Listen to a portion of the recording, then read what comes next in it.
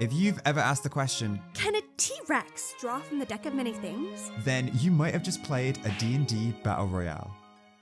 I'd just moved to a new city and set up the essentials in my apartment, and I wanted to meet some local people, so I was invited to take part in a one-shot. Because this was a new group of friends, I had no gauge on how silly to make my character. But as you'll soon find out, I could have gone a lot goofier. I made a druid rock gnome named Badger Squirreltooth, and the quirk about Badger was no matter what animal he turned into, he'd have huge buck teeth and be marked black and white, like a badger. At the time, I didn't know a 15th level Circle of the Moon Druid was a crazy thing to bring into a battle royale. I thought I'd found a nice balance between silly goofy and practical. But as the DM began introducing the session, I realized somehow I'd made the most sensible character there. We open in an arena to the roar of a crowd. Sprawled in the sand, Badger looks around, seeing one by one 4 of the portals open. From the first, a dwarven warrior walks out, but they weren't actually a player, so we quickly moved on. From the second steps out a young, red-haired warlock, wielding a deadly trident and a seashell bra? Ariel had entered the arena. From the third, a figure in tight black clothes with a white jacket and piercing blue eyes emerges, flourishing some kind of brownish rectangle between his fingers. You just activated my trap card. At this moment, an expectant silence falls over the group as we look to the final portal.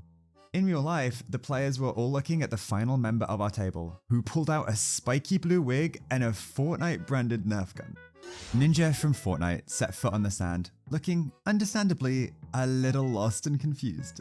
I'm going to win for my wife. Lolth, the evil spider queen from D&D, steps up to a podium atop the arena, and her voice booms out. Travelers, you are brought here today to test your mettle in the most definite way of all. Combat to the death. The bloodthirsty crowd cheers once more, but the dwarf steps forward and angrily shouts back, I refuse to participate in your twisted games. Free me. Very well, Snarled Lolth, venom dripping from her voice, and she snapped her fingers.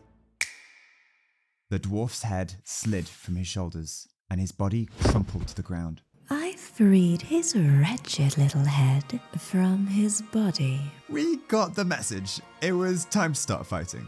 I had never played a druid before, and so asked the DM if I could wild shape into a big ol' T-Rex. The DM said no because challenge rating, but I could polymorph into one, and boom, 3-foot gnome was now a 20-foot Tyrannosaurus Rex. I started rampaging around making dinosaur noises and looking for things to smash. Meanwhile, Seto Kaiba and Ninja from Fortnite had begun to have one of the most epic showdowns ever witnessed. Kaiba was throwing out cards left and right, yelling out different combos and moves with every attack. Ninja was undeterred. He kept yelling his character motivation out loud. I must do this for my wife. However, this relentless pressure from Kaiba forced him to take cover in one of the 4 towers of the arena. Ducking inside, he spotted a glowing chest, and Fortnite Ninja knows all about looting chests, so he stepped towards it. And the rug attacked him. No, literally, it was a rug of smothering that would grapple him, and until he made a DC 13 strength save, he would be taking 2d6 plus 3 damage per turn. While Ninja was busy fighting for his life, and the T-Rex was smashing crates, Ariel made her way over to the dwarf's body and searched it.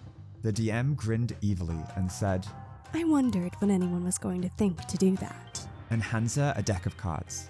Kaiba looks over. Is that a blue eyes white dragon? It was not. In fact, she drew The Fates. Reality's fabric unravels and spins anew, allowing you to avoid or erase one event as if it never happened. You can use the card's magic as soon as you draw the card or at any other time before you die.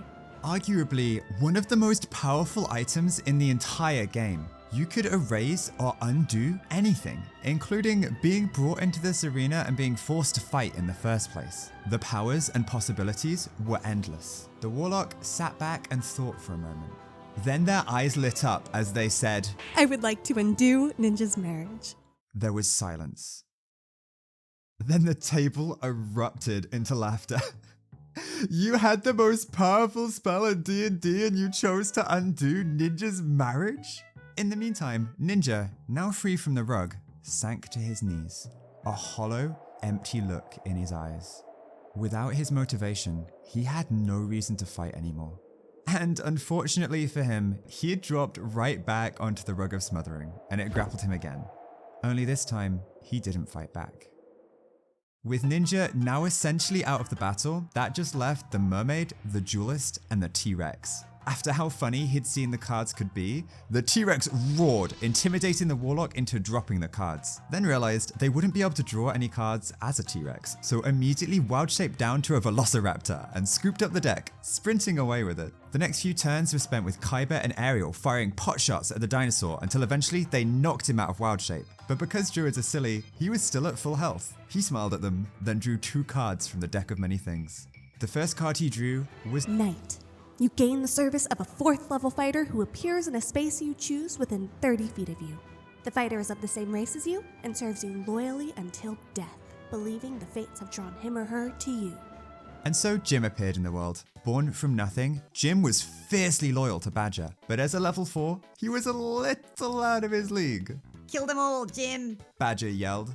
But before Jim could even respond, Badger's second card activated. Dungeon. You disappear and become entombed in a state of suspended animation in an extra-dimensional sphere. Everything you were wearing and carrying stays behind in the space you occupied when you disappeared. You remain imprisoned until you are found and removed from the sphere. From everyone else's perspective, Badger just ceased to exist.